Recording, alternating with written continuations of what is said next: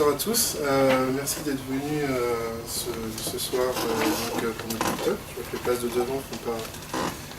On préférait être au fond, mais il reste des places. Donc nous en sommes à notre 7e meet-up depuis sa création l'année dernière. Le meet-up aujourd'hui sera animé par Fabien. Donc sur les microservices avec Azure Container. Alors, on va faire comme d'habitude un petit agenda. Donc quelques informations autour du Microsoft User Group. Ensuite la présentation de Fabien et on terminera comme d'habitude par notre apéro. Donc sponsor toujours SmartView, donc vous êtes ici chez nous. Si vous voulez des informations, vous avez notre site web. Je ne repasse pas du temps sur la diapo qu'on voit à chaque fois. Et si vous voulez avoir plus d'informations sur nos activités, vous pouvez soit venir nous voir à l'apéro après, soit nous écrire ici à l'adresse microsoft@smartview.fr. Alors, les informations sur cette fois-ci autour du MUG. Donc on a ce soir 276 membres, on vous remercie, on est très content d'avoir autant de personnes sur notre meet-up. Quelques annonces donc, qu'on a sélectionnées qui peuvent vraiment vous intéresser. Une annonce qui m'a été donnée côté Microsoft, donc, où il y a le Tour de France Azure qui se déroule, qui va commencer maintenant. Alors il commence dans le sud, à côté Aix, Toulouse, mais il ne passera pas à Montpellier. Mais si vous êtes sur des villes côté sud, n'hésitez pas à y aller. On essaiera de faire en sorte à un moment donné que les PMS viennent se déplacer pour faire des événements importants à Montpellier. Mais bon, cette année en tout cas, le tour Azure ne passera pas à Montpellier, il passera dans d'autres villes du sud.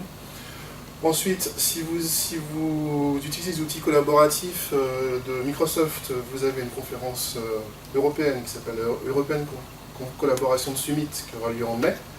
Vous avez l'adresse ici. Nous, on en participera. On vous a mis aussi un code promo qui a été fait exprès pour nous, ici, qui vous permet d'avoir un tarif réduit. Donc si vous êtes intéressé par les outillages collaboratifs Microsoft, c'est l'événement européen qu'il ne faut pas louper. Ensuite, nous, SmartView, juste pour information, on fait un webinaire demain sur toutes les nouveautés par rapport au Office 365 et vous pouvez toujours vous inscrire. Ensuite, le Twitter du MUG, c'est toujours le même. Le prochain meet-up, pour l'instant, on réfléchit. On n'a pas encore défini le contenu. Voilà, donc on préviendra de toute façon quand tout ça sera mis en place, on préviendra par rapport au groupe et vous recevrez les dernières informations. Fabien donc se présentera tout seul. Ouais. Donc il vient quand même de Rennes, hein. C'est ça, je me suis levé à 3h30 ce matin. Voilà, donc soyons du jour.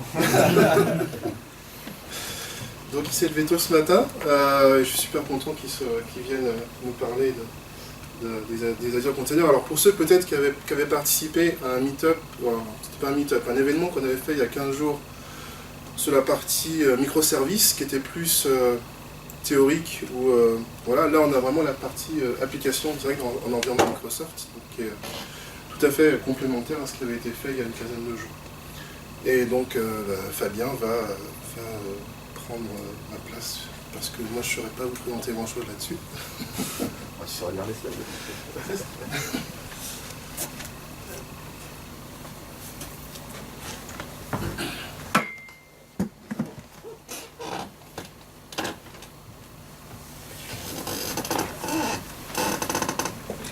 Je vais m'asseoir, comme ça je serai en face de la caméra.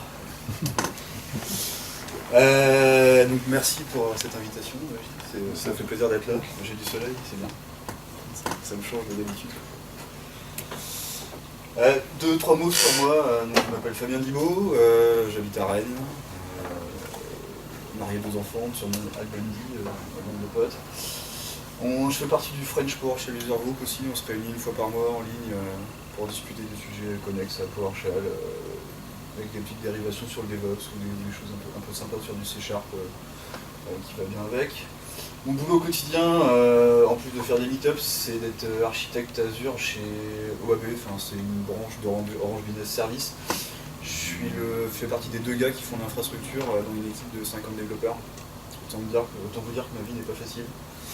On me demande beaucoup de choses et je leur dis que c'est pas possible, donc même pas trop. Et j'ai un blog, PowerShell.net, et j'ai un Twitter. Voilà. Si vous souhaitez aller regarder ou communiquer par la suite si vous avez des questions qui vous reviennent, n'hésitez pas à me contacter par ces moyens-là. Alors ce soir, donc on va parler un peu microservices. Donc ça commence par une grosse faute d'orthographe sur la première ligne de l'agenda, c'est bien. Il faudra le footer, ça serait pas mal. On fera un peu de théorie sur ce que c'est les microservices. On regardera un peu, on balayera le spectre de Docker et les orchestrateurs qui vont avec. On verra ce que c'est un orchestrateur. Je ne sais pas si certains ici sont familiers avec Docker. Ok.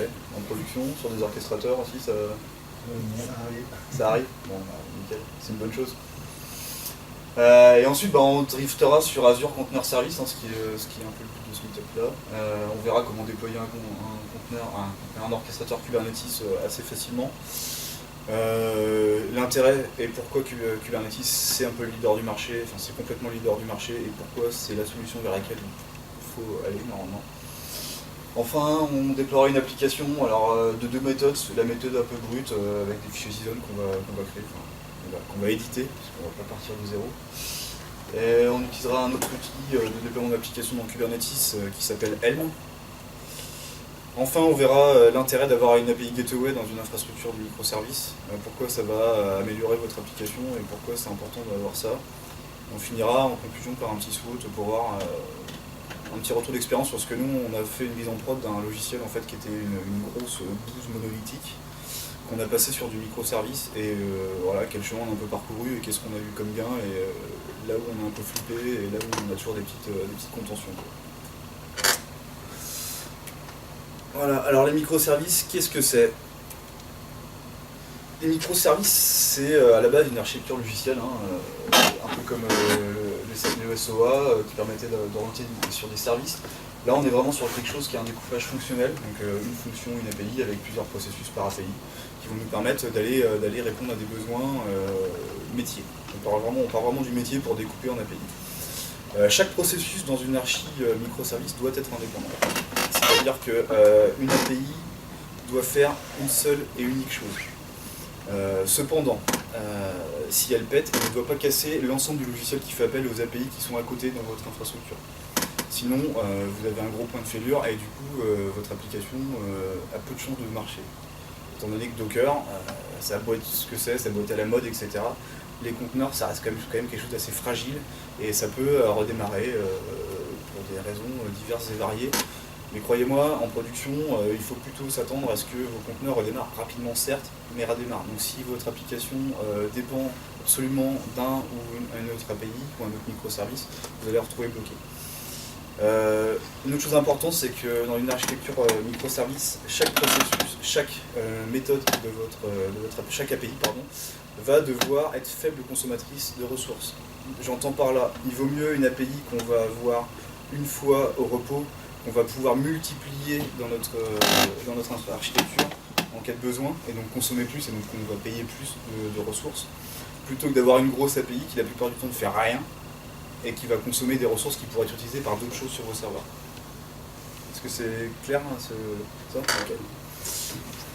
Donc dans les microservices, on retrouve deux notions très importantes. Les API REST, alors c'est principalement ça les microservices, c'est le mécanisme le plus populaire pour construire une archi microservice. On retrouve deux types d'API REST, les API stateless, c'est-à-dire qui ne stockent aucune information en interne, qui ne sont juste qu'au final que des passes plats, et les API REST stateful, qui vont elles stocker des informations en local et avec un stockage persistant pour gérer vos données.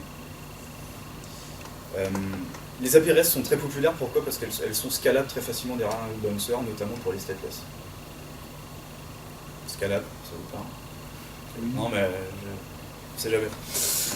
Il y a un autre mécanisme qui est hyper important et présent dans la plupart des architectures en fait, microservices, ce sont les bus de messages. En fait, un bus de message, c'est quoi?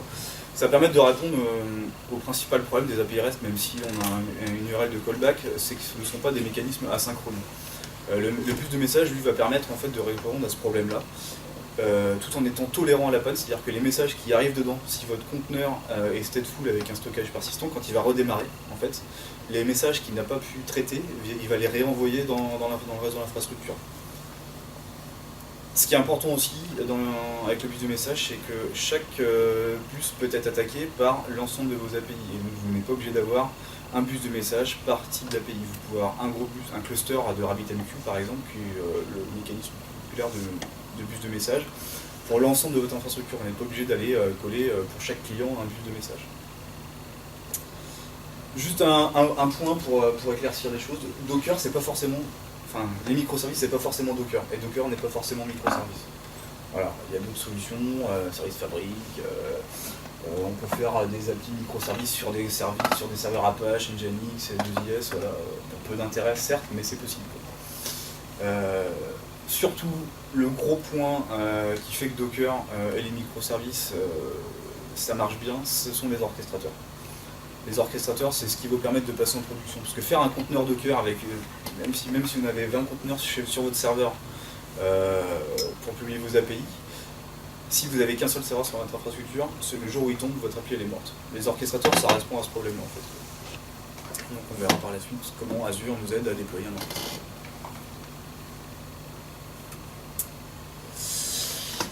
Ça, c'est une infrastructure microservice.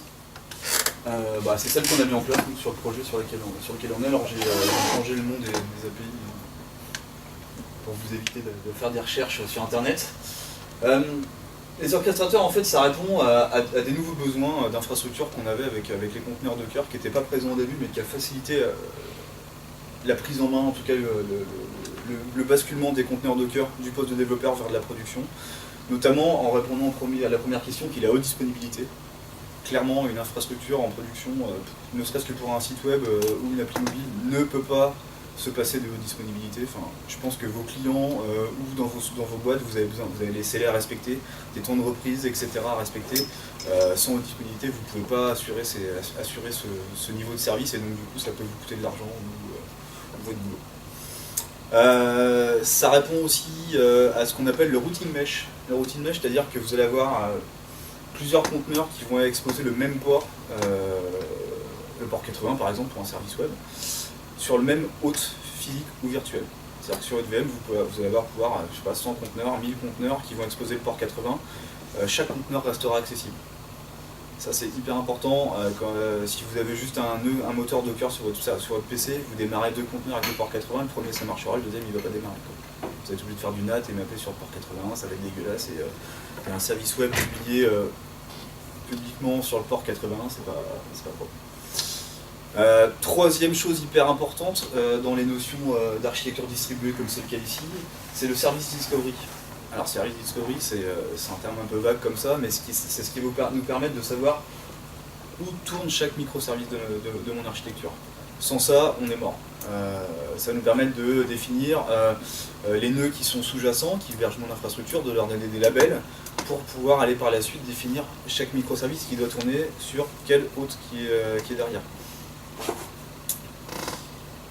Une autre chose assez importante, ce sont les rolling updates. C'est-à-dire que vous allez pouvoir faire vos mises à jour au fil de l'eau de chacune de vos API. Comme on le disait tout à l'heure, une API doit pouvoir s'arrêter sans que l'application s'écrase. Et donc ce système-là de rolling update va nous permettre de mettre à jour une API. Ensuite, on monitor ce qui se passe sur notre infrastructure. On voit que ça ne marche pas. Le rolling update permet de faire un retour arrière de manière très simple. On revient à la version précédente de l'API et tout repart comme avant. Vu qu'il n'y a pas de données stockées dedans, normalement on est tranquille. Et enfin, un mécanisme qui est arrivé assez récemment dans les orchestrateurs, c'est le stockage persistant. On va pouvoir associer à un disque, alors vraiment c'est un mapping de partage chez IFS ou de partage Samba, mais qui va être associé uniquement à un seul conteneur, ce qui va permettre à mon conteneur, quand il va crasher ou quand il va redémarrer, ou quand je vais avoir besoin d'aller chercher des informations dedans, les informations vont rester dans mon conteneur. Alors c'est pas un défaut, mais en tout cas c'est un des premiers paradigmes de Docker, c'est que les données sont éphémères à l'intérieur. Le stockage persistant permet de manière simple et logique d'aller attacher des disques en fait, à mes conteneurs. Voilà. Ça permet de répondre aux besoins qu'on avait sur les infrastructures Docker, haute disponibilité. Alors le schéma ici, je vous l'ai mis un peu pour faire joli, on verra en fait cette brique-là par la suite, l'intérêt de cette brique-là. Et cette partie-là, c'est juste pour vous montrer que les microservices, l'idée c'est que ce soit un bordel, mais qu'on sache gérer. Voilà. C'est-à-dire qu'on va pouvoir définir sur quelle hôte vont tourner les conteneurs, mais on s'offre quand même la possibilité d'aller déborder ailleurs, d'aller créer des nouvelles VM, et au final, comparé à une architecture un peu old school qu'on pouvait avoir, où on savait à peu près où tel service tenait sur tel serveur, telle base de données était sur tel serveur, était redondé sur tel autre serveur, ça passait par tel lien réseau. Ici on n'a plus ces notions-là, c'est un peu plus fouillis, et du coup c'est là que les orchestrateurs vont permettre justement de remettre ça un peu en phase, et que du coup vous en sortiez un peu mieux sur la gestion de votre infrastructure. Parce que clairement, le boulot du développeur, il s'arrête à le moment où il va livrer son conteneur Docker. Après, c'est à la personne qui est en charge de gérer ça qui va incomber de comprendre comment ça marche. Donc le développeur va devoir respecter certaines règles pour pouvoir justement matcher les besoins de l'infra qui va piloter ça derrière. Mais l'infrastructure doit avoir un boulot qui va évoluer, on maîtrise moins son infra. Un petit focus sur les trois principaux orchestrateurs du marché. J'en parlais tout à l'heure, Kubernetes qui est le leader incontesté, je crois que c'est 75% de part de marché.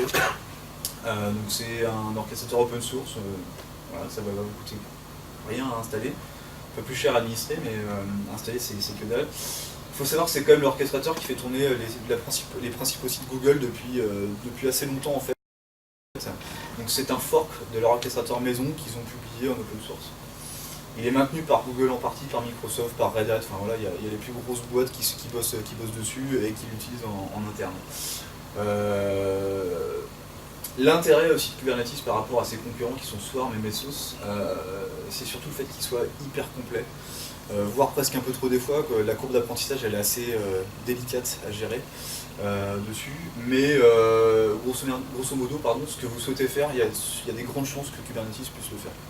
Si c'est pas dans cette version-là, ça sera dans les versions suivantes. Ça bouge à une vitesse de malade. Nous, on avait commencé un projet sur une migration vers Kubernetes, comme je le disais, en septembre dernier. On a voulu passer en prod au mois de février, là, c'est tout récent. Et on s'est rendu compte qu'en prenant la nouvelle version de Kubernetes, en fait, il y avait plein de choses qu'on avait codées, qu'on n'avait plus besoin de coder, plus besoin de maintenir, etc. dans notre forge. Donc on a fait évoluer notre infrastructure et notre code grâce à Kubernetes, et du coup a facilité le maintien de l'application. Le deuxième c'est Swarm, alors c'est celui qui est built-in Docker, qui est hyper simple, qui permet de débuter sur de l'orchestration, mais sur lequel vous allez avoir des grosses limites assez rapidement, notamment sur tout ce qui est scalabilité automatique, qui n'est pas maintenu, qui n'est pas disponible dedans. Voilà, ça va être à vous de monitorer, de déclencher en fonction de certaines valeurs, d'aller scripter pas mal de choses. C'était gentil, maintenant quand on voit que Docker a intégré le support Kubernetes en natif dans le moteur Docker, je suis pas sûr que ce soit un bon calcul de partir sur du Swarm maintenant, si vous avez une vision assez long terme sur votre application. Et enfin le troisième, je vais pas trop en parler parce que je l'ai vu chez personne, Mesos DCOS, qui est un orchestrateur qui à la base est plutôt pas mal, ce qui paraît, mais j'ai vu personne qui l'utilise, j'ai aucun client qui l'utilise, et donc du coup j'ai jamais bossé dessus. Voilà. Donc, si vous voulez regarder plus, vous pouvez, on peut déployer des clusters dessus, mais voilà, c'est vraiment une nébuleuse sur ce qui se passe sur cet orchestrateur. Si on fait un petit focus sur Kubernetes, pour vous montrer l'architecture qui va être déployée dans Azure, en tout cas en utilisant Azure Container Service, on retrouve deux choses. On retrouve les masters. Donc les masters, c'est ce qui va piloter mon cluster, comme son nom l'indique, avec ici une petite base etcd. C'est une base clé-valeur hyper rapide et qui va pouvoir en fait scaler très facilement en partageant toutes ces données sur chaque nœud de son master. C'est-à-dire qu'on perd deux masters, on ne perd pas le cluster. Et ça, c'est plutôt pas mal. On a toujours un nombre impair effectivement pour pouvoir lire un quorum facilement. Ça, c'est classique dans les clusters. On retrouve l'API serveur, donc qui va nous permettre en fait d'administrer notre cluster. On est uniquement sur des API REST ici. Donc soit on va l'administrer en local en se connectant en SSH, soit par n'importe quel client avec un certificat qui va bien, on va pouvoir administrer son cluster de n'importe quelle plateforme. Ici j'ai mis un load balancer parce qu'effectivement quand vous allez avoir plusieurs masters, Azure vous renverra vers un de vos masters disponibles pour administrer, peu importe ci-dessous.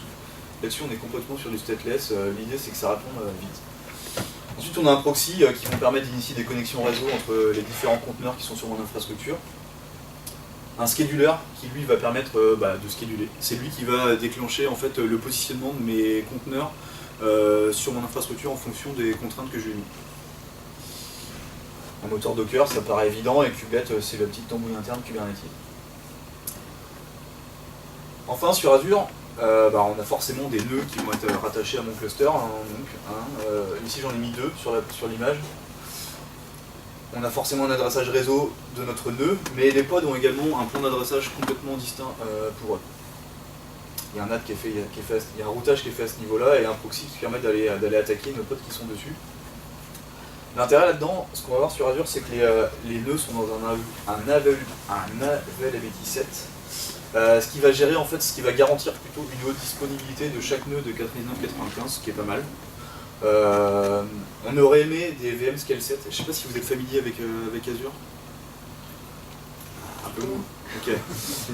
Availability set, en fait, c'est juste une garantie que les VM qui vont être créés ne sont pas créés dans les mêmes baies, sur les mêmes racks et ne sont pas sur les mêmes alimentations. En fait. Un VM scale set, c'est la même chose avec en plus des mécanismes de mise à l'échelle automatique en fonction de métriques qu'on va pouvoir définir, RAM, CPU, bande passante, espace disque, etc. C'est pas encore en place, c'est attendu fortement sur Azure Container Service. Ils ont des soucis en fait quand on a des disques persistants qui sont mappés sur les conteneurs, en fait, ça crée la VM, ça instancie Kubernetes, ça les enregistre dans le master, mais on est sur l'ordre de 45 minutes pour créer une VM. Ce qui est un peu long quand on veut scaler une application. Alors que dans un AS, on est sur l'ordre de 5 minutes pour instancier une VM. Pour vous donner un ordre d'idée. Seulement, c'est pas automatique, c'est à vous de stocker. Il existe des mécanismes qui s'appellent Agile Autoscaler. Nous, on l'a poké, c'est pas hyper stable. Un jour, ça nous a enlevé tous nos nœuds. Voilà. Et on avait 2-3 nœuds avec plusieurs labels chacun, on avait une vingtaine de nœuds au final sur l'architecture, il nous a gardé un nœud de chaque type. Autant vous dire que ça n'a pas été validé. Voilà. Et du coup, ce qui est intéressant, c'est que dans Kubernetes, il y a une notion de service.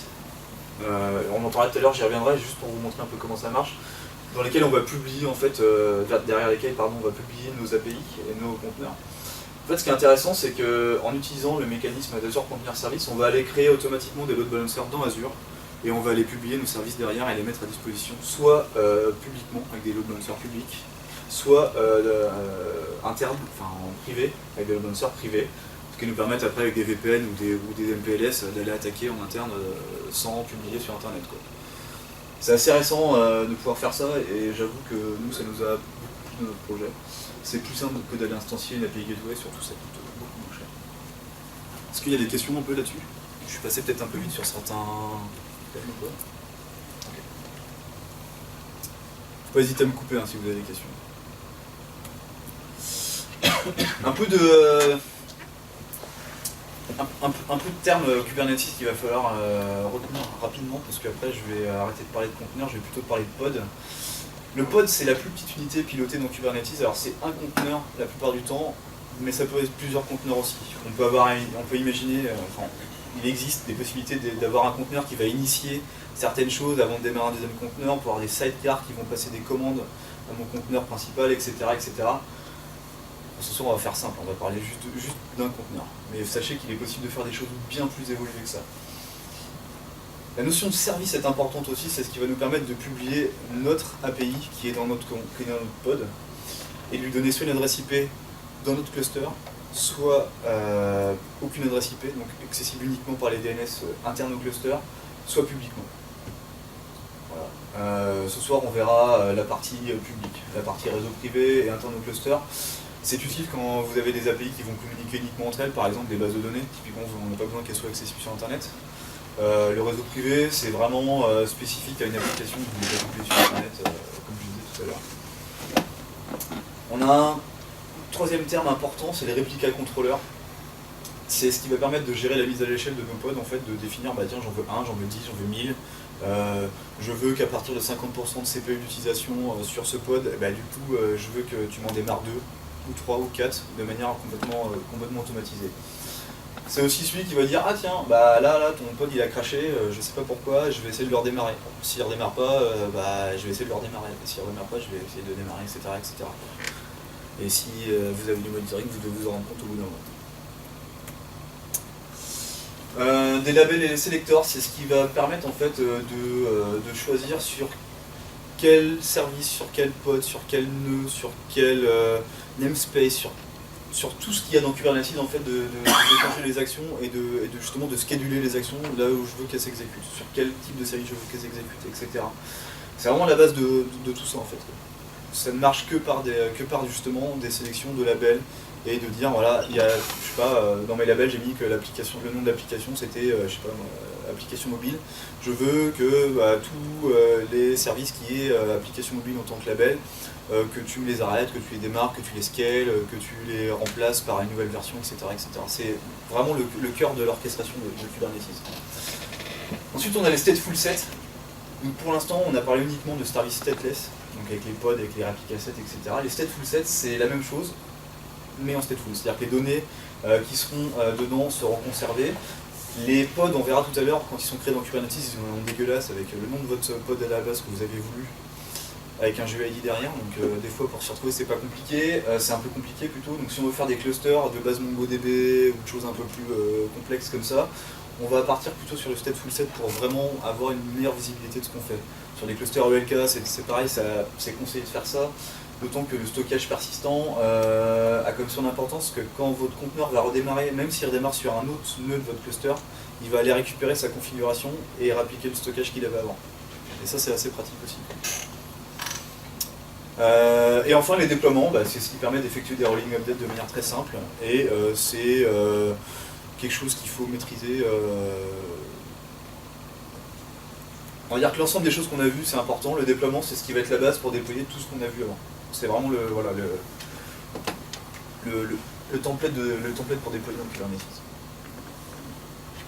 Enfin on a des choses un peu plus axées management j'ai envie de dire, qui sont les daemon sets.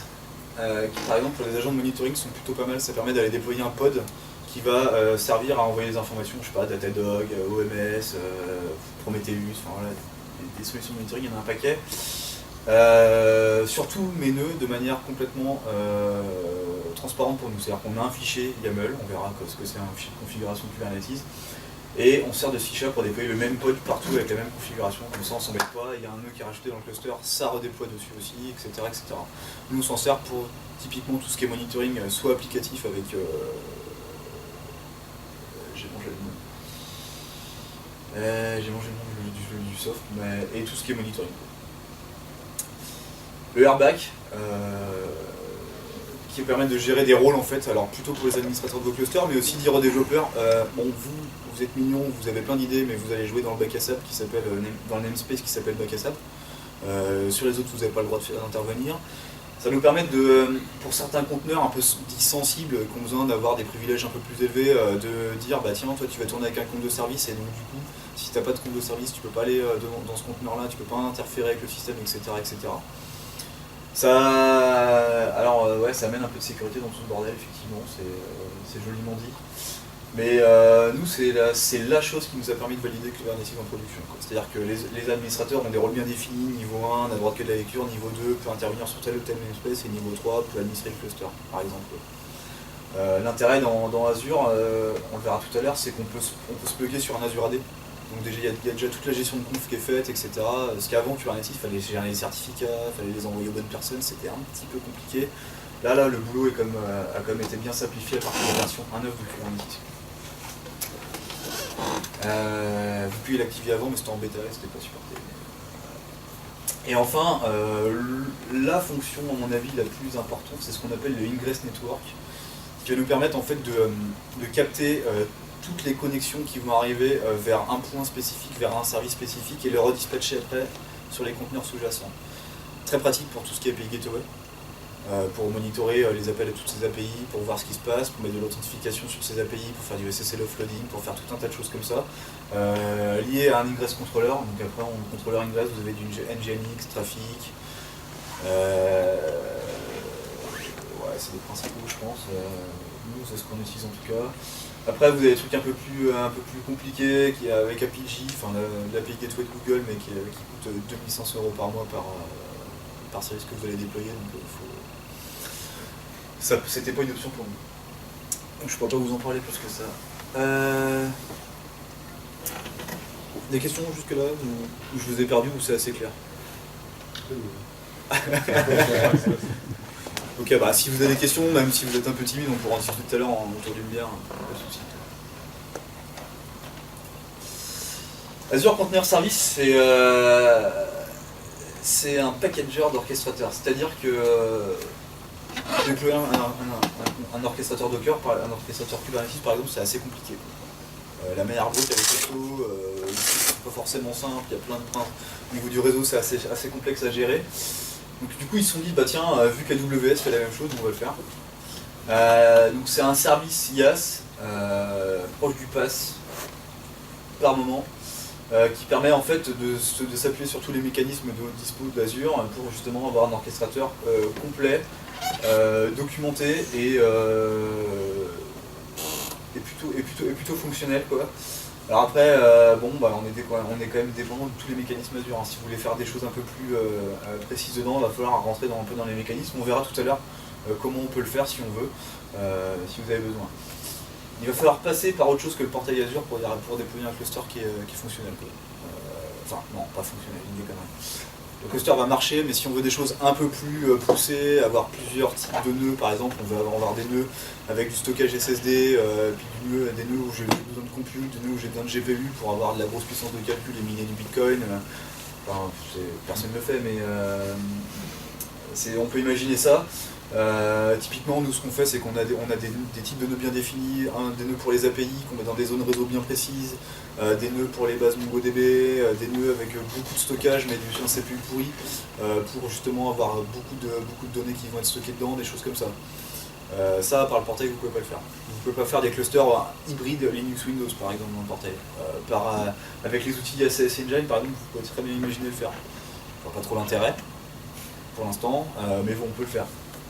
Vous allez pouvoir customiser les déploiements d'assets, comme je vous disais, donc aller rentrer plus dans le cambouis et modifier vos templates ARM. Templates ARM, je perds tout le monde en utilisant ce thème Ok.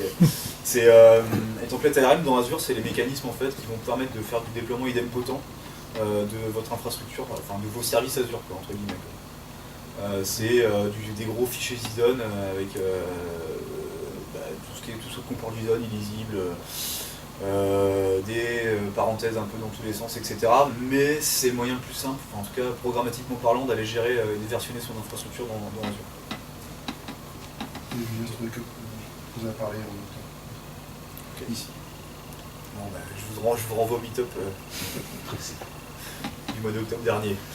Ce qui est plutôt cool aussi, c'est qu'on a accès en direct à l'équipe produit qui bosse dessus chez Microsoft. Voilà, sur leur GitHub, vous pouvez faire des pull requests assez facilement, vous pouvez les faire ouvrir des issues assez facilement, ils sont là, ils répondent. Et du coup, c'est plutôt cool parce que ça avance vite, des fois un peu trop vite, on tombe sur des problèmes des fois un peu particuliers, pour pas dire on est les seuls à les avoir, donc c'est pas mal d'avoir ce genre de support.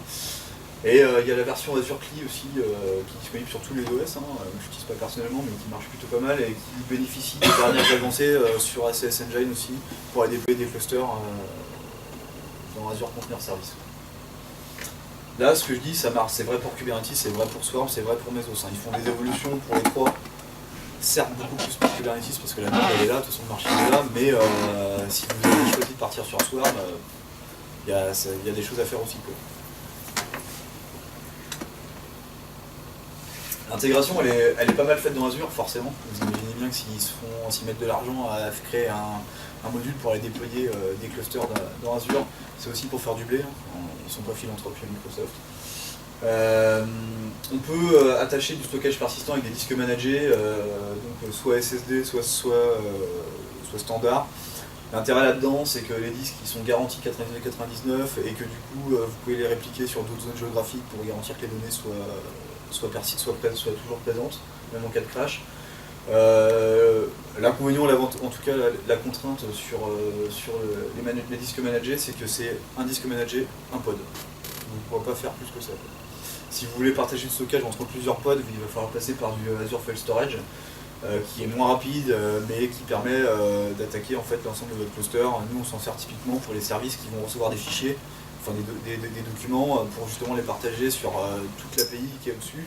Et si elle scale, elle a besoin d'aller se connecter au même compte de stockage, et du coup, elle va récupérer ces informations comme ça, quoi. C'est pas pour la performance, c'est pas pour de la base de données, mais c'est très pratique.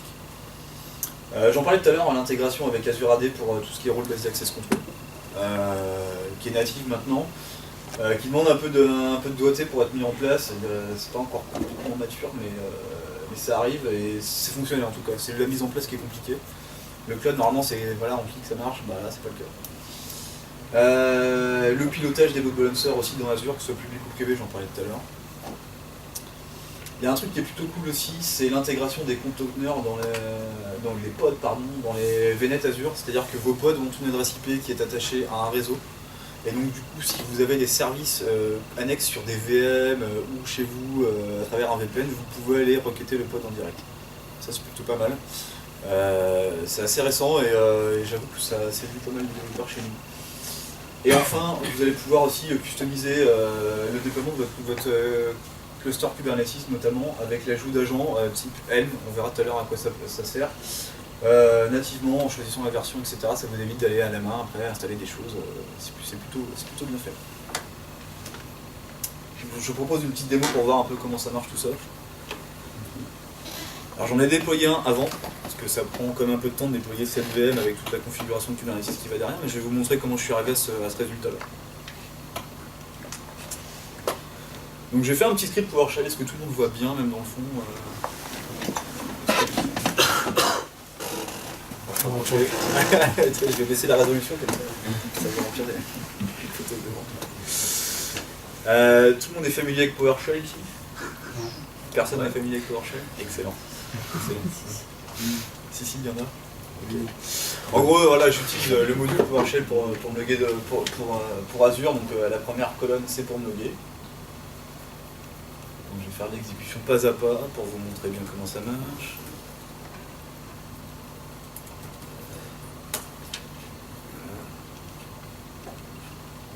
Il va me demander un login.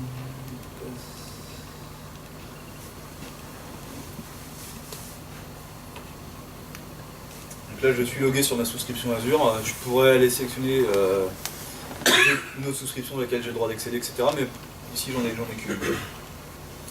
Je vais définir quelques variables, notamment le petit nom DNS qui va être mis en préfixe de la chaîne complète de mon cluster Kubernetes, en tout cas l'adresse, l'URL pour me connecter au master, pardon, je vais y arriver. Un resource group, est-ce que tout le monde sait ce que c'est un resource group dans Azure? C'est génial, on va faire une formation Azure. Alors ce groupe, c'est un regroupement logique en fait de tous mes services Azure que je vais vouloir rassembler à un même endroit, en tout cas, qui vont être facturés au même projet, même service, même application, etc. Une petite localisation géographique, forcément. J'ai testé sur les nouveaux data centers en France, ça marche bien. Maintenant, au niveau du stockage, typiquement l'Azure File Storage, ça marche pas. Voilà. Donc, nous, c'était une condition sine qua non à notre application. Du coup, on est parti sur Amsterdam plutôt que la France pour l'instant, mais qui sait, peut-être un jour, on aura tous les services dessus. Une petite clé SSH pour me connecter à mes serveurs Linux, hein, forcément. Les masters sont forcément Linux, et là, du coup, pour le cluster que je monte, tout est Linux. On n'a pas beaucoup de Windows sur ce projet-là. Ici, je vais créer en fait ce qu'on appelle une application, une Azure AD application, c'est-à-dire que je vais créer un compte avec une URL de connexion et une URL de callback en fait pour mon service Kubernetes. Ça va me permettre en fait d'aller piloter les instances Azure, les instances de service Azure qui sont dans ma souscription. Je donne les droits en fait à Kubernetes d'aller créer des VM, créer des load balancers, créer du stockage, etc., etc. Si je fais pas ça, forcément, ça marche pas. Donc pour faire ça, je vais d'abord aller mettre mes variables en mémoire. Et je vais aller créer mon application. Si je pas le dollar, ça marche pas. Voilà, donc ça me crée un compte de service qui va bien. J'attends un petit moment, je brode pendant ce temps-là, parce que le temps que ça se propage un peu partout dans Azure, ça peut mettre un certain temps, genre une minute. Et si ça ne s'est pas propagé correctement, le reste des commandes vont tout planter comme il faut. On va dire que c'est bon. Suspense. Ça a l'air pas mal.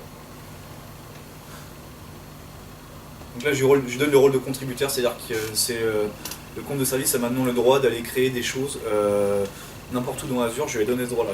C'est-à-dire qu'il peut aller péter toute votre consommation, vous déclencher une facture à 10 000 balles par mois.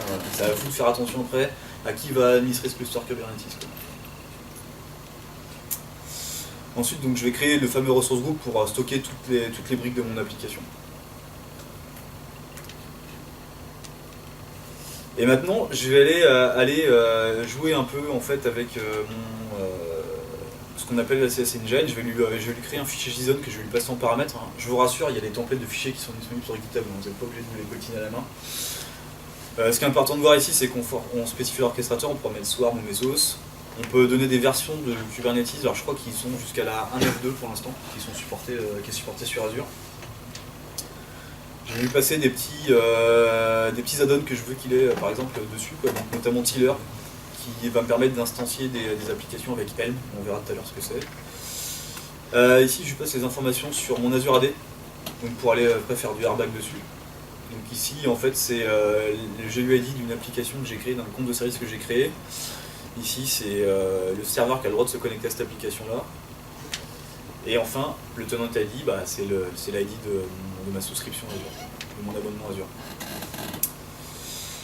Ensuite on passe aux choses un peu plus intéressantes, on va définir donc un master. Donc ici si j'en mets un, il me crée un master, si j'en mets 10, il m'en crée 10, on est limité à 9.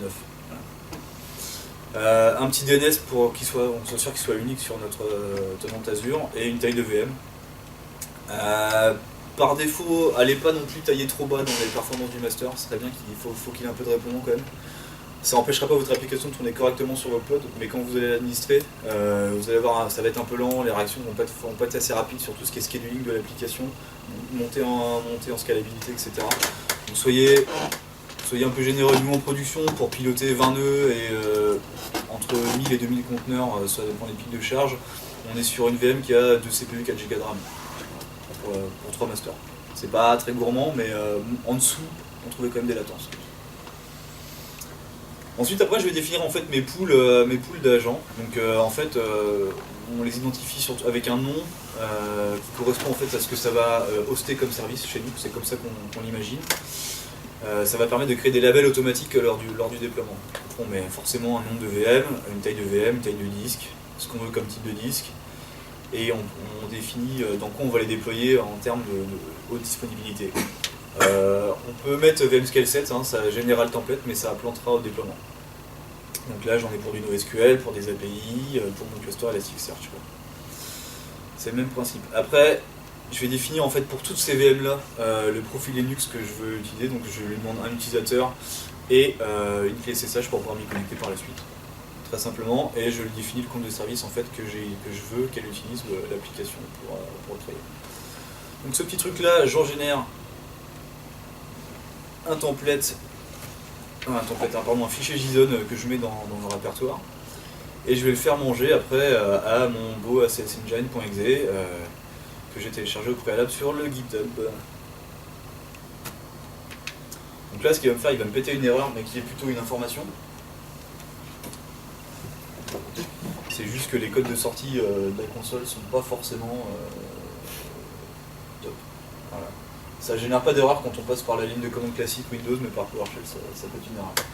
Donc là, il m'a généré un bon gros template. Donc ARM, comme je vous disais tout à l'heure. Donc ce template là, je vais lancer le déploiement avec cette commande PowerShell, qui est simple à retenir, qui est pas la plus longue en PowerShell du module. Je crois que la plus longue elle arrive à 42 caractères. Heureusement la tabulation fonctionne. Donc je vais juste aller exécuter cette ligne là et je vais vous montrer à quoi ça correspond un template ARM par la suite. Alors ils sont générés.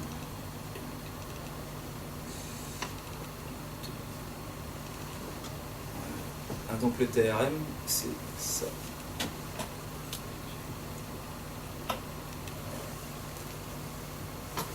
En gros, en fait, on a tous les paramètres qui vont être utilisés pour déployer mon application. Donc les certificats, en fait ça c'est assez générique qu'il a généré, hein. Vous n'allez pas tout connaître. Mais si vous voulez aller mettre les mains dans le cambouis, et ça se passe par là après.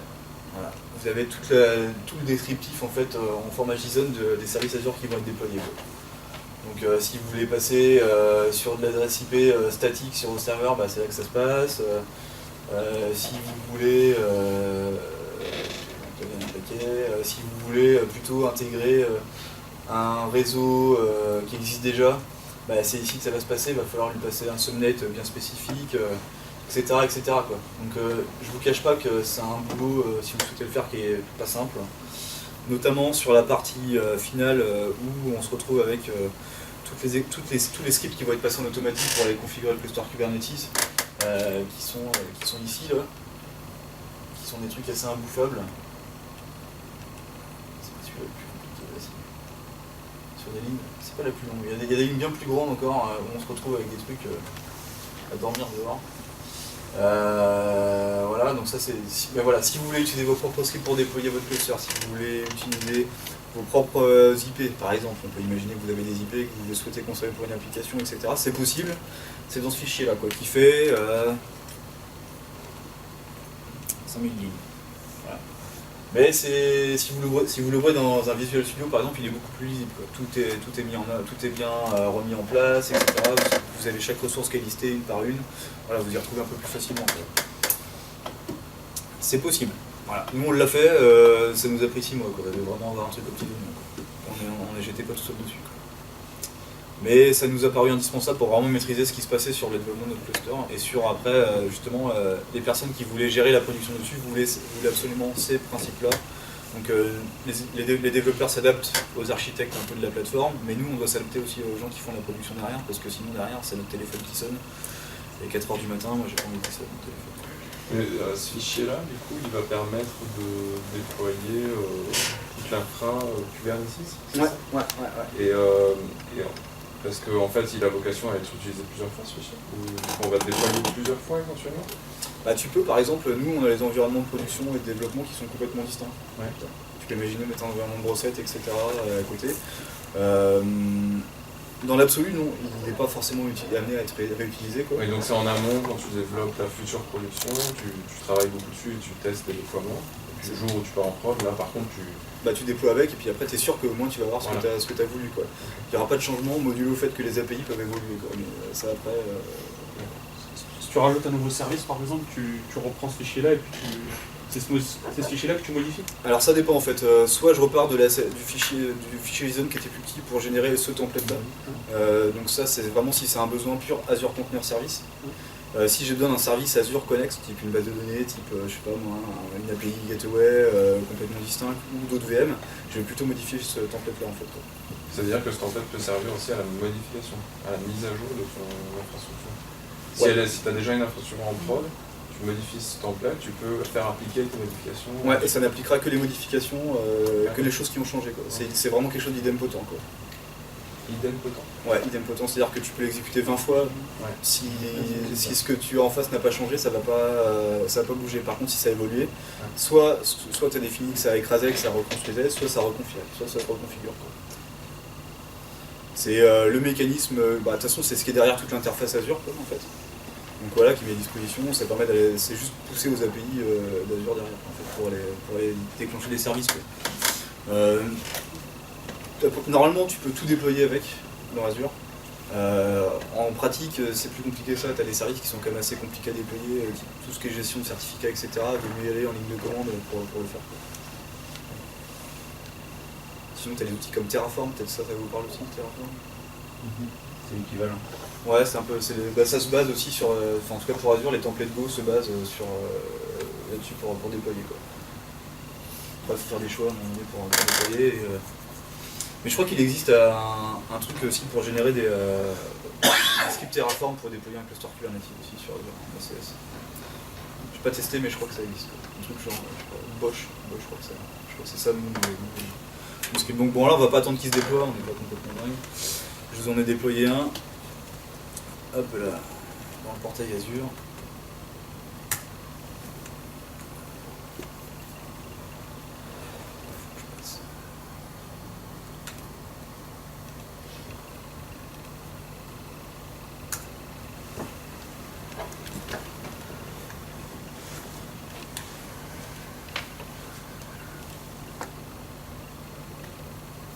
vais vous agrandir un peu tout ça, parce que sinon vous avez... Tout à l'heure, tu t'es connecté en SSH, c'est ça? Pour passer le script ou En PowerShell. Ouais. En PowerShell, en fait, je me connecte, donc c'est la même fenêtre de connexion quasiment quoi, qui s'affiche, sauf que du coup, je récupère un token hôte dans la session PowerShell et puis après derrière, j'ai accès à mes services Azure. On peut le faire en SSH aussi, mais ça, c'est plutôt une VM que tu vas te connecter, quoi. Mais par contre, après, si tu es sur du Linux, tu peux le faire en PowerShell aussi, ça marche. Ou alors, tu as Azure CLI aussi qui permet de déployer, d'aller attaquer ton Azure assez facilement pour l'administrer. Donc normalement, si je suis sur la bonne souscription, voilà. On voit que j'ai bossé mes démos parce que du coup... Donc là je suis sur l'interface Azure et j'ai toutes mes ressources. Putain, quand tu agrandis l'écran, tu vois rien du tout en fait. Donc là en fait j'ai ce qui correspond à tout le script que vous avez vu tout à l'heure en fait. Donc des availability sets où je vais stocker mes VM. Qui correspondent en fait à mes pools de nœuds Kubernetes. Pardon ? Toutes les ressources ouais, qui sont créées en fait avec le template AR. Okay. Tout à fait, ouais. Donc je vais pas vous expliquer une par une ce que c'est, hein. Je pense qu'on n'est pas là pour ça, quoi. Ce qui est important, c'est je vais juste vous montrer la différence quand vous allez passer par le portail de en fait les limites que vous allez avoir, quoi.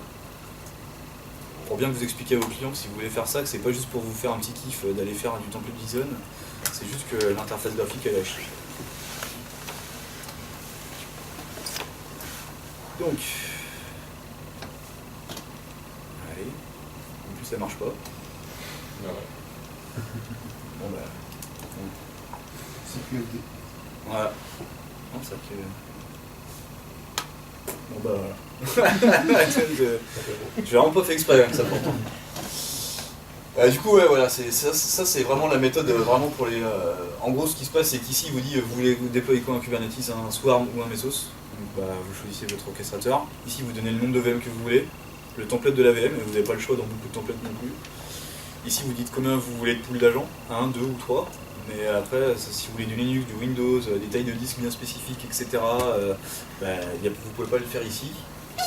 Et ensuite, après, le petit compte de service qu'on a créé en PowerShell, là, il vous met, un compte de service, c'est pas compliqué, vous cliquez sur ce lien-là, ça vous amène sur la doc Microsoft qui fait 3 pages, et des étapes une par une pour créer le compte de service. Donc, ouais, c'est à proscrire, à fortement proscrire. Ok.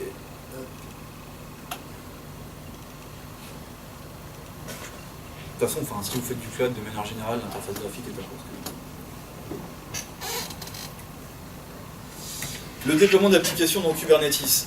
Il faut savoir une chose, c'est que la plupart des forges, alors en forge je parle VSTS, TFS, GitLab, Jenkins, Travis, que sais-je encore, ont quasiment tous des plugins Kubernetes qui permettent de déployer des applications dessus assez facilement. C'est tellement devenu un standard que maintenant c'est quasiment by design. Même Microsoft l'a fourni dans TFS, donc ça veut dire ce que ça veut dire. C'est important d'avoir ça en tête parce que du coup, vraiment, la chaîne de bout en bout, c'est d'aller publier dans Kubernetes, quoi. Vous n'êtes pas là pour aller publier un conteneur Docker, un Dockerfile que vous allez envoyer par mail à votre mec à l'IT qui va vous dire ok c'est bon, j'ai vu l'image Docker, tu peux la pousser dans. Non, c'est bon, ça peut pas marcher comme ça, quoi. Alors une application du coup dans Kubernetes, c'est donc votre conteneur Docker, mais c'est aussi un bon gros fichier JSON ou YAML. Tant qu'à faire, partez sur YAML, vous serez moins emmerdé. Hormis si vous avez un jour un problème d'indentation dans un fichier de 5000 lignes, là vous allez rigoler. Et une application dans Kubernetes, c'est majoritairement un ensemble de pods et de services, comme on l'a dit tout à l'heure, le service servant à publier l'application délivrée par les pods. Il y a une autre application qui est plutôt pas mal, un autre service qui s'appelle Helm. Je ne sais pas si ceux qui font du conteneur ici ont déjà entendu parler. Qui est plutôt agréable à utiliser, qui nous a bien simplifié la vie. À partir du moment où on a défini que c'était le standard chez nous pour livrer une application dans Kubernetes. Alors c'est une solution client-serveur, on l'a vu tout à l'heure, l'agent healer que j'ai rajouté dans mon template, c'est justement la version, le pendant serveur de Helm, qui est Helm client. Ça permet de variabiliser une application qui est contenue dans plusieurs fichiers JSON ou YAML, toujours on est toujours sur des fichiers Kubernetes, mais qui sont packagés, et en fait on se retrouve à avoir uniquement un fichier de variables à définir, Et c'est vachement plus simple à aller administrer derrière, il y a moins de complexité, même pour des gens qui font de l'IT, c'est assez simple à comprendre. Pour tout le monde, c'est simple à comprendre, quoi, en fait. L'intérêt là-dedans, c'est que en fait, il y a des applications qui sont publiques, il y a des repositories publics qui sont basés sur le GitHub de Helm. Donc du coup, tout ce qui est MySQL, tout ce qui est MongoDB, tout ce qui est de base, vous allez retrouver dans votre architecture, la plupart, sont disponibles en package, et du coup, vous n'allez pas avoir à vous palucher le packaging, le test de tout ça. C'est validé, c'est communautaire, donc du coup, s'il y a des bugs, etc., c'est corrigé, c'est republié. C'est vraiment bien foutu, quoi. C'est vraiment bien foutu, et ça, enfin... Pour un développeur qui ne veut pas rentrer dans le cambouis, c'est assez simple à utiliser, à mettre en œuvre, et du coup, dans une chaîne d'intégration, quand vous n'avez plus qu'un fichier de configuration modifié à la fin à chaque fois, c'est plus simple. Ça facilite aussi les installations, forcément, hein. Vous avez une commande Helm install à faire, et pour updater, c'est Helm update. Voilà. Avec des arguments, forcément, quoi, mais on n'est pas sur la modification d'un fichier JSON avec toute la complexité ou le problème que ça pourrait générer derrière. Même s'il est facile de faire un retour arrière. Je vous propose de regarder un peu comment on déploie une application. Alors, moi je suis pas développeur, hein. J'ai été pompé une application sur le GitHub de Kubernetes, une application de démo, mais qui, vous allez voir, est un peu comporte certains fichiers et du coup du YAML.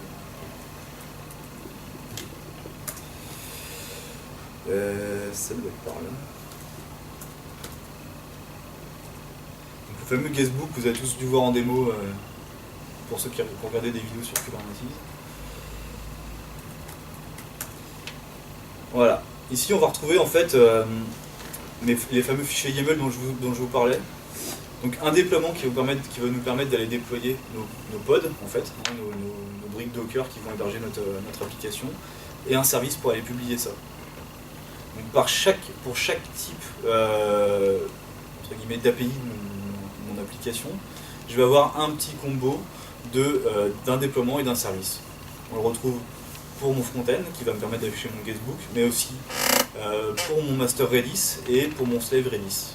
Ça, c'est les développeurs qui le fournissent, ce fichier YAML? Ouais, c'est les développeurs qui fournissent ça. Je vous montre qu'est-ce qu'il y a. Ça, c'est eux qui le... Alors, ça peut être aussi les mecs de l'IT, hein.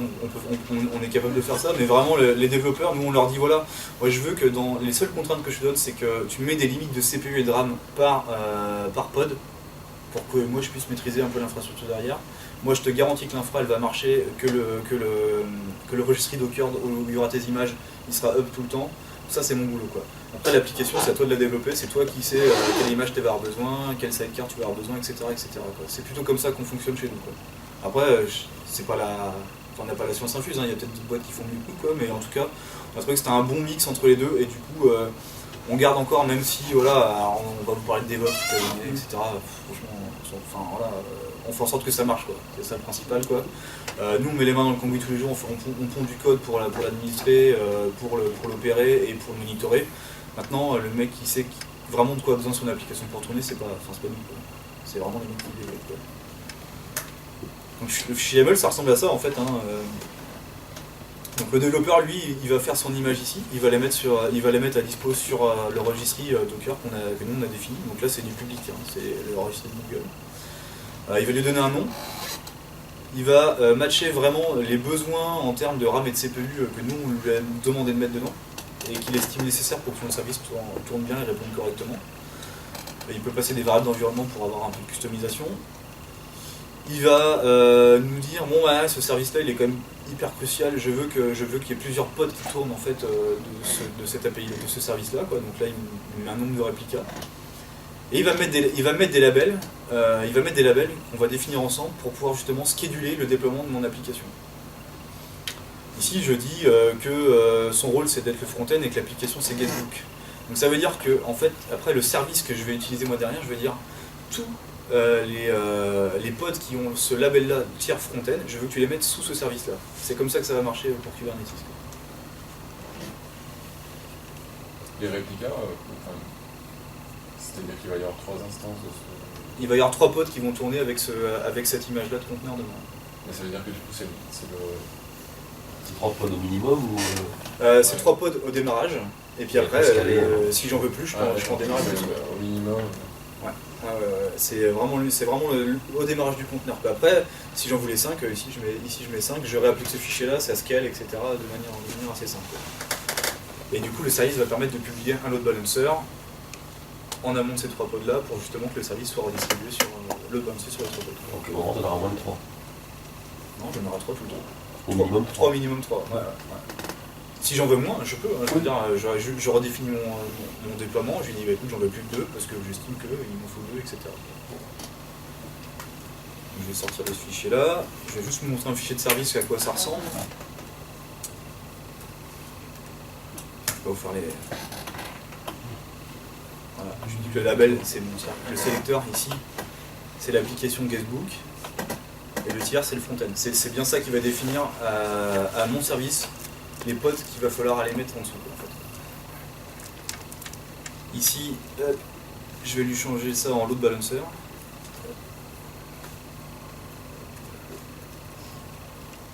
Et c'est là où il pourrait y avoir l'API Gateway, non? L'API Gateway, non, je la mets encore à un autre niveau, quoi, si tu veux. Je la mets encore au-dessus, ouais. Parce qu'en fait, l'API Gateway, je publie mon service, bah, on le verra tout à l'heure, mais j'anticipe un peu. Je publie mon service en cluster IP, donc avec une IP interne au cluster. Et l'API Gateway va rerouter vers ce service-là, en fait, si tu veux. C'est un équivalent Traffic. Ah bah, là, je comptais vous montrer Traffic. Ok. Bah, Traffic, c'est une API Gateway, pas du pauvre, quoi, mais ça, il y a plein de rôles que ça fait pas, type l'authentification des flux, type le routage, etc. Quoi. Mais, ouais. Traffic, c'est en plus c'est un pote qui le fait, donc du coup, je me permets de lui faire un peu de pub. Quoi. Donc ici, je définis un service load balancer qui va me permettre en fait de créer automatiquement le load balancer dans Azure quand je vais créer mon service. Donc je vais d'abord aller créer les bases Redis. Donc pour bosser avec Kubernetes et créer des services, il y a une seule commande à connaître, c'est kubectl. Après les arguments derrière, vous les apprendre au fur et à mesure, mais je kubectl-f et je lui passe le fichier Redis master deployment. Forcément, c'est pas mon f, c'est quoi? C'est monté. Bah oui, si je spécifie pas l'action qu'il doit faire.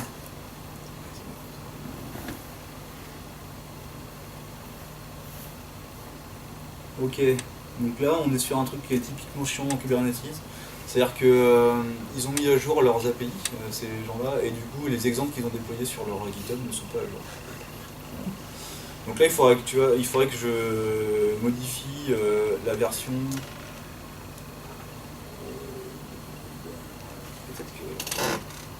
Peut-être qu'on a dit pour ça.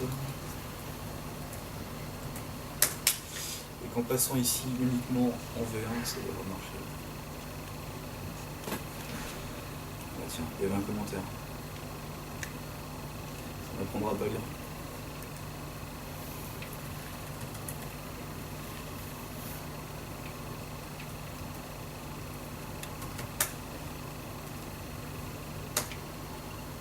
Ok, donc là il m'a créé mon Redis, mes pods, enfin il va me les créer en tout cas, il est en train de me les créer.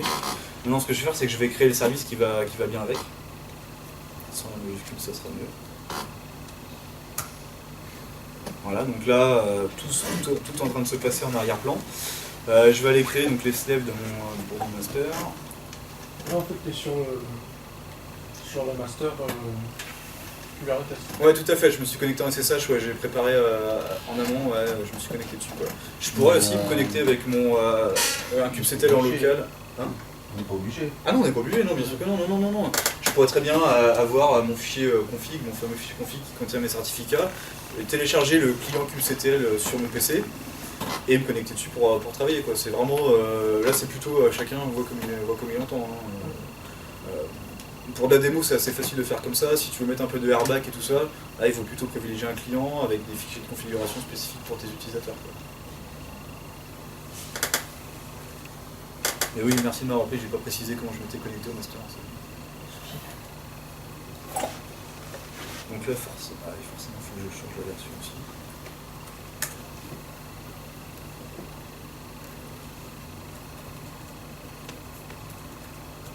Hop.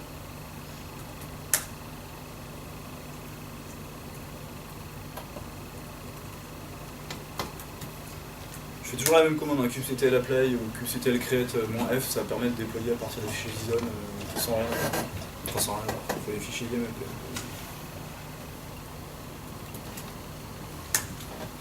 Hop. Encore 2 et puis on sera bon. On va juste aller voir ce qui se passe sur le cluster. Ouais, c'est comme pas Fontaine. On va l'éditer aussi celui-là.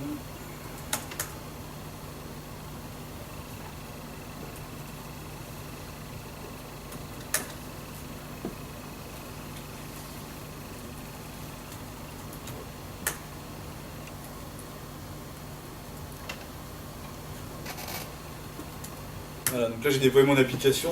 Alors ce qu'on peut faire, c'est aller vérifier que tout est en train de se passer correctement. Alors au préalable, j'ai téléchargé le fichier config sur un des masters qui contient les certificats pour se connecter avec le client, comme tu disais. Et du coup j'ai instancié en fait un tunnel dessus pour pouvoir mapper en fait sur un port local chez moi le dashboard de Kubernetes, quoi. Alors regarde, c'est un dashboard qui a le mérite d'exister, on va dire, qui est quand même franchement de la merde, pour parler plus crûment. Typiquement, c'est pas vraiment dynamique, il faut recharger souvent les pages à la main, des fois les informations qui sont dessus sont pas forcément à jour, même en rechargeant. Bon, il existe quoi. Voilà. Mais pour des démos, c'est pas mal pour montrer ce qui se passe dessus, voir un peu les applications se créer. Donc là, on voit que tout mon petit monde s'est créé, on voit que mes pods sont là, 3 pods pour le front-end, 2 pour mon slave Redis et mon master qui est ici. Donc si je vais voir maintenant le service qui est associé à ces déploiements-là, les services associés, pour le service front-end, on voit qu'il n'a pas fini de déployer. Et normalement, ici, je devrais avoir un jour apparaître une adresse IP donc publique, et qui sera mon load balancer et qui permettra d'aller taper sur mon front-end. Bon bah là c'est pas là. Du coup, soit on attend je sais pas combien de temps. Ça peut être assez rapide comme ça peut être assez long, ça dépend de la performance de l'Azure derrière. En moyenne, on est quand même sur quelque chose qui est de l'ordre de 5 à 10 minutes. C'est pas non plus magique, quoi. Donc là, on a déployé une application. Ma foi, une fois qu'on a les fichiers YAML qui fonctionnent, c'est assez simple à déployer, quoi. Quand il faut créer les fichiers, bon, des fois on peut s'arracher un peu les cheveux dessus. Croyez-moi. Surtout quand vous partez de rien et que du coup vous apprenez les templates YAML et que vous découvrez au fur et à mesure que ah tiens il y a tel paramètre parce que au fur et à mesure on dit tiens je voudrais faire ça, on recherche un peu, on arrive à trouver, on part d'un fichier qui faisait 10 lignes et on se retrouve avec un truc qui fait 100 lignes. Ça demande un peu de boulot et du coup les amis de chez Google ils ont permis la création, il y a des mecs qui se sont dit tiens on va simplifier tout ça, on va créer quelque chose qui s'appelle Helm, dont je vous parlais tout à l'heure, qui a été racheté par Microsoft depuis il me semble, et qui permet en fait d'aller très simplement installer une application. Par exemple là je fais sur mon cluster, je sais pas, je veux installer MySQL, si je fais un Helm install MySQL, à mon avis ça doit. Ouais. Et là, ça devrait m'installer MySQL normalement, très simplement, sans avoir fait aucun fichier YAML ou quoi que ce soit. Et si j'ai besoin, je peux toujours lui passer un fichier de valeur, un fichier de paramètres pour justement aller customiser, changer les mots de passe, les noms des bases, etc. Quoi. Voilà. Et là, il me donne toutes les informations pour m'y connecter, qui vont bien. Même comment installer un client MySQL sur un conteneur qui tournera dans mon cluster Kubernetes de manière simple pour justement l'administrer mon serveur. C'est vraiment quelque chose d'hyper simple à utiliser. Ce qui est bien, c'est que soit vous tapez sur des repos qui sont publics et ou privés sur internet, soit vous pouvez aussi sur vos masters faire un git clone de votre repo avec vos justement fichiers Helm et aller instancier directement au local. Ça c'est plutôt cool. Je vais vous montrer de toute façon tout à l'heure pour déployer justement Trafic et puis une petite API à travers Trafic par la suite. Comment on est au niveau. Putain, je suis je parle trop. C'est pas grave. Je voulais montrer un truc plutôt pas mal. Alors, je voulais vous parler des API Gateway qui sont quand même pas la clé de voûte des API, mais si vous faites du web service, de l'API, du microservice, si vous n'avez pas d'API Gateway, je ne dirais pas que vous avez raté votre vie, mais il va falloir sérieusement penser à une reconversion. Ça vous évite d'avoir à implanter en fait l'authentification dans toutes vos API, quoi. Ce qui potentiellement est un gain de temps assez énorme. Ça permet de mettre à dispo des API privées sur du public tout en contrôlant ce qui va se passer, le nombre d'exécutions. On peut même monétiser le nombre d'exécutions et du coup faire du cash avec ces API, quoi. Donc c'est ce qu'on fait sur notre application là. En fait, c'est une application pour des villes connectées, smart cities comme on dit, quoi. Et du coup la mairie nous dit bah très bien, mais là l'API qui donne les horaires de bus, bah nous on veut la filer à telle boîte et on veut lui faire payer. Pas de problème. On passe par une API gateway et on offre ça. Ça coûte assez cher comme les API gateway. Il existe des open source comme Gravity qui sont pas mal, mais qui sont un peu complexes à mettre en œuvre, plus ou moins bien documentés. Après il y en a des payantes, il y a des versions payantes de Zool typiquement, des choses comme ça, qui sont bien, qui offrent la haute disponibilité, parce que les autres qui sont open source marchent bien, hein, mais vous déployez un nœud. Vous pouvez pas mettre de cluster pour votre API gateway, ce qui rend le truc un peu bancal pour moi. Donc nous on est parti sur Azure API Management pour le projet sur lequel on fait ça. Donc la version passe en fait de l'API gateway. Ça permet aussi de renommer facilement les services qui sont sous-jacents, de faire du SSL offloading pour justement libérer de la puissance pour vos web services. Ça permet de faire du routage dynamique, on va le voir juste après dans la slide d'après. Et surtout, et ça nous, le marketing et le contrôle de gestion il a kiffé, quoi. Le monitoring des API, il va savoir quelle ville consommait plus et quelle ville on peut facturer plus, quoi. Voilà. Tout est une question. Donc là c'est trafic, qui permet de faire du route, que je vous propose de regarder, qui permet de faire un peu de routage. Alors là j'ai compilé juste le schéma de leur site web, je pense que ça va vous parler si vous avez déjà bossé avec. Mais qui permet en fait de faire de la redirection en fonction de plusieurs choses, soit du nom de domaine qu'on va lui spécifier, soit du pass, comme n'importe quel reverse proxy en fait. Faire du routage vers telle ou telle API. De manière très simple et dynamique en fait dans notre cluster Kubernetes, et c'est vraiment ce point là qui est bien dessus, que nous on utilise sur certains projets. C'est que tout ce qu'on voit ici là, ça se fait à travers d'un package Helm et d'un fichier de valeur. Franchement c'est 20 lignes pour configurer un truc comme ça, quoi. Alors après bon, faut comprendre le mécanisme, il faut comprendre comment ça marche l'ingress network, ce que je vous disais tout à l'heure, donc le point d'accès qui va redispatcher après toutes mes API vers les conteneurs, vers les pods. Mais voilà, une API gateway, ça fait ça et plus d'autres choses. Ça c'est juste un gros reverse proxy, on va dire. Une API gateway, alors là, c'est pas vraiment trafic, mais une API gateway, l'intérêt majeur que moi j'y vois au niveau de la performance, sans parler des coûts financiers des gains financiers que ça peut apporter, c'est surtout que sans API gateway, quand vous allez avoir votre application qui va appeler les services, en fait vous allez appeler le premier, puis le deuxième, puis le troisième pour avoir les informations sur votre page, et ils vont vous répondre chacun leur tour. Donc forcément vous perdez du temps à l'affichage, enfin du temps, on s'entend, on parle de millisecondes, quoi. Avec une API gateway, en fait, celle qui propose le routage, vous allez faire votre premier appel. Lui il sait avec l'URL de callback qu'il y a un autre web service qui va t'appeler, donc il va l'appeler en même temps, et tous vont répondre en même temps, et normalement l'application sera plus rapide. J'ai bien normalement, quoi. Après il faut savoir coder aussi.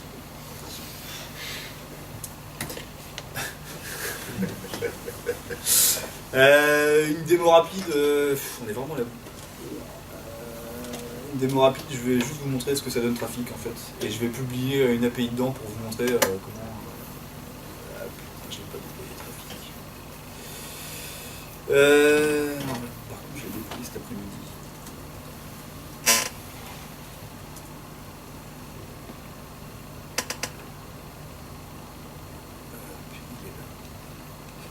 Donc j'utilise en fait un package Helm trafic public, sur lequel en fait je viens passer un fichier de paramètres pour lui donner les clés, enfin mon certificat, les différentes chaînes qui vont bien, le nom de domaine, un login mot de passe aussi pour pas que ce soit la fête et que tout le monde puisse s'y connecter, et 2-3 informations comme quoi je le vois en cluster, et je veux qu'il me publie en fait les métriques pour mon monitoring derrière qui sera Prometheus. Là on va être un peu serré par le temps pour le voir. Hop là, je suis pas au bon endroit forcément. Je m'étais fait un petit.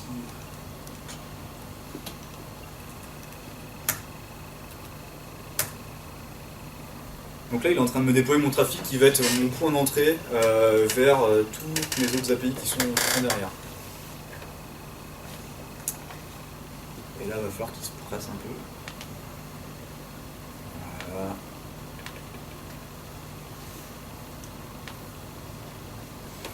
Ok, donc maintenant, j'ai mon trafic qui est en train de se créer, en tout cas qui va un jour se créer.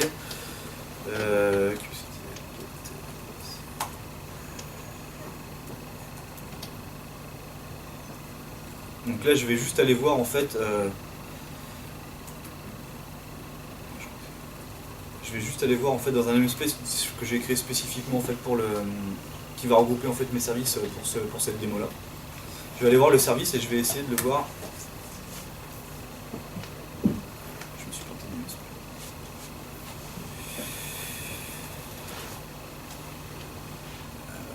C'est pas mal.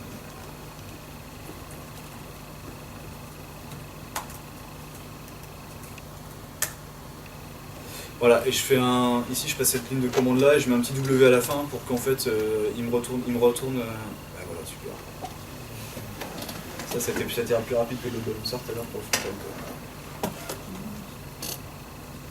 Donc, vu que je suis obligé d'avoir un DNS pour avoir du routage, je vais être obligé de passer par mon PC.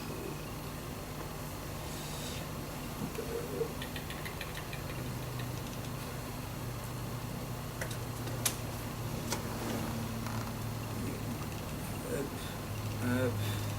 On va modifier mon fichier host.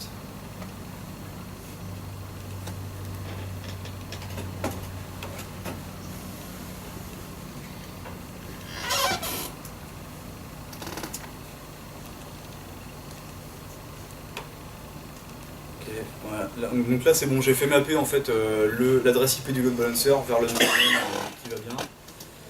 Et si tout s'est bien passé, normalement mon trafic est accessible.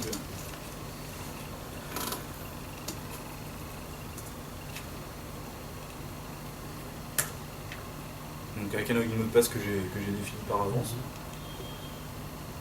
Donc voilà, donc là j'ai mon reverse proxy un peu amélioré, enfin beaucoup amélioré, et qui va me permettre en fait dynamiquement de rajouter des API sur lesquels je vais leur dire attention, je veux que tu utilises ce contrôleur ingress pour publier tes services, et donc du coup lui il va prendre une adresse IP locale au cluster et il ne sera exposé uniquement que l'API qui sera voulu derrière.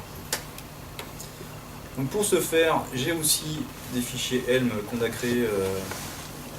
Alors ça c'est vraiment une API qu'on utilise dans nos applications qui permet d'afficher la météo. Alors là elle marche pas, j'ai viré tous les tokens comme ça à la vidéo vous ne les verrez pas. Mais elle est fonctionnelle et du coup pour aller installer cette API c'est très simple, je fais un Helm install avec aucun fichier, aucun paramètre spécifique, parce que ici, à partir du moment où j'ai déjà préparé mon application avec les développeurs, ils savent comment utiliser, ils savent quel label utiliser, etc., etc.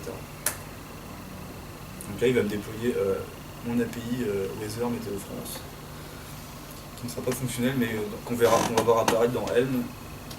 Normalement, même en temps, c'est trop tard, elle est déjà apparue. Elle est ici, alors elle n'est pas encore disponible parce que j'ai pas de service qui publie le pod. Mais du coup ici je vais les voir apparaître. L'intérêt de tout ça c'est que du coup j'ai pu définir un nom de domaine bien spécifique pour mes API. Est-ce que tu peux zoomer un peu ? Ouais, bien sûr. C'est mieux ? Ouais. Du coup on voit ici j'ai une URL bien spécifique. En fait cette URL là, tiens j'ai mon pote qui va m'arriver. En fait elle va me mapper sur la même adresse IP que le load balancer du trafic. Tous mes conteneurs, tous mes pods, pardon. Et du coup, je vais pouvoir attaquer mes API en fait je vais pouvoir livrer cette URL là qui est un peu plus sexy que l'adresse IP du trafic en fait pour mes développeurs. Et ça, c'est défini en chart Ouais, dans le fichier de valeur. Ouais. Dans le fichier de valeur, il est défini alors.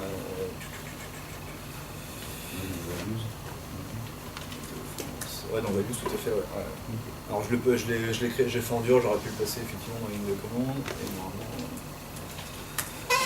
Dans le values, en fait, ici, je définis en ingress, on utilise trafic.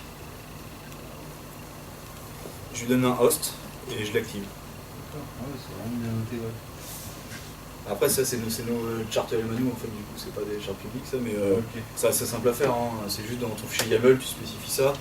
Dans le fichier YAML, ça se passe ça se passe ici, c'est des templates.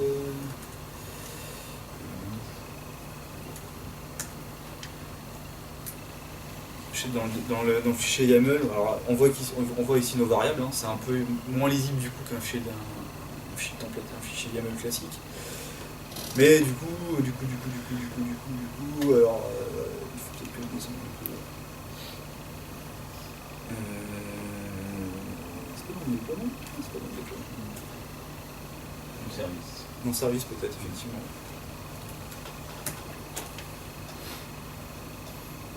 Non plus. Allez, j'en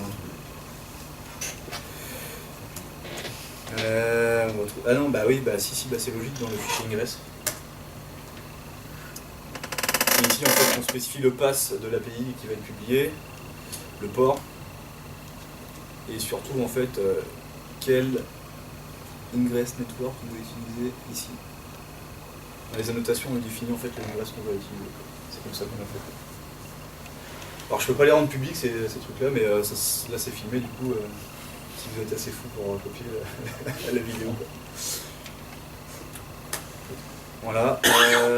Du coup ça c'était un peu plus rapide que prévu pour le trafic, je suis désolé quoi. Dispo pour en discuter si vous avez des questions autour d'une bière. Juste vite fait, ce que nous on s'est rendu compte en passant sur du Kubernetes en production sur ACS, on a adoré la mise à l'échelle hyper simple. Pour nos conteneurs, ça c'est vraiment cool. Les mecs qui ont bossé sur le projet, et les filles d'ailleurs, ils ont adoré. C'était tout nouveau, à chaque fois il fallait mettre les mains dans le cambouis, tout le monde a bien aimé, sauf les chefs de projet. Il y a eu une petite dérive quand même sur le projet. Ça avait été coté à 240 jours, ça en a mis 370. On arrête sans rien. On s'en fout du moment que c'est kiffant.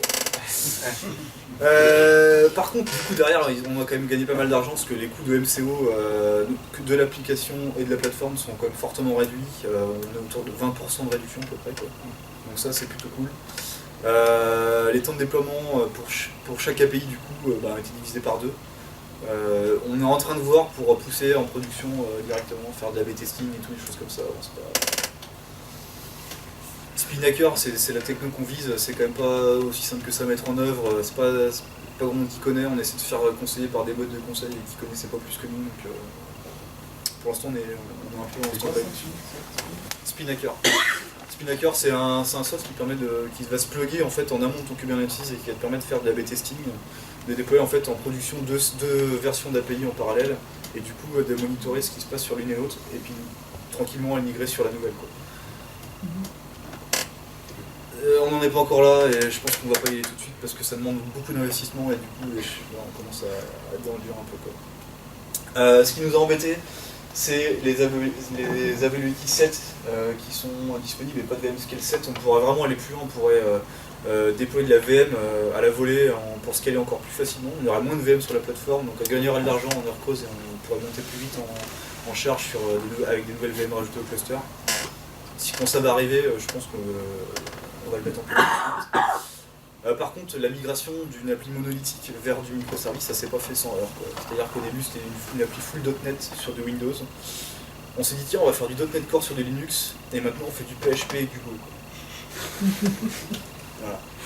Donc il a fallu staffer en conséquence, et puis que des mecs montent aussi en compétences avec des formations sur du Go. Qu'est-ce qui s'est mal passé avec le développeur sur Linux? Alors c'est pas que ça s'est mal passé, c'est plutôt que du coup on s'est dit putain pourquoi pour chaque client faire tel ou tel tous les services quoi. Du coup on s'est dit on va plutôt mettre un CMS au milieu quoi, avec des API communes à tout le monde. Et donc du coup là on a choisi un CMS en PHP et donc forcément on est parti sur du dev PHP quoi. Et les services connexes ont été faits en Go pour une question de portabilité d'une autre application qui utilisait déjà certaines briques de service quoi. C'est plutôt vraiment une question d'architecture pure plutôt que un problème de possibilité du langage, quoi, vraiment. Les opportunités pour la suite, ça sera plutôt de passer du coup sur AKS, donc la version complètement managée, où là derrière on va diviser peut-être encore on va peut-être encore gagner 30 à 40% de maintien. AKS en fait c'est un cluster Kubernetes, mais du coup c'est pas à vous de le manager, c'est un cluster Kubernetes en place.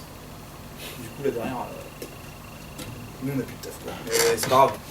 C'est vaut mieux avoir un truc qui tombe en marche qu'un truc qui tombe pas tout le temps avec du boulot, quoi. On est en train de mettre en œuvre pour un gros client du CAC 40, là, un cluster hybride en fait avec des nœuds chez eux et des nœuds sur Azure. Alors, il y a 2-3 challenges quand même, mais on est en train de poker ça pour l'instant là, on espère y arriver avant la fin de l'année. En plus c'est un client qui est chiant, donc du coup plein de contraintes. Le gros problème, le problème majeur qu'on a eu là-dedans, c'est vraiment le contrôle de gestion qui nous a dit mais attendez, votre truc là, les coûts ça varie tout le temps, comment je fais, je comprends pas, un jour il y a 2 VM, le lendemain il y en a 4, ils étaient paumés. Donc là, il y a eu un boulot d'accompagnement aussi à faire là-dessus, mais vous inquiétez pas, ça va bien se passer. En plus, sur Azure, il y a différents types de facturation, CMS, EA, CSP plutôt, et EA, qui sont des modes de facturation différents, donc il fallait leur dire attention, là on est sur tel type de truc là, donc ce que tu as vu là pour tel client, ça marche pas là. Il y a eu un gros boulot là-dessus, mais c'est plutôt vraiment par rapport à Azure que par rapport à Kubernetes.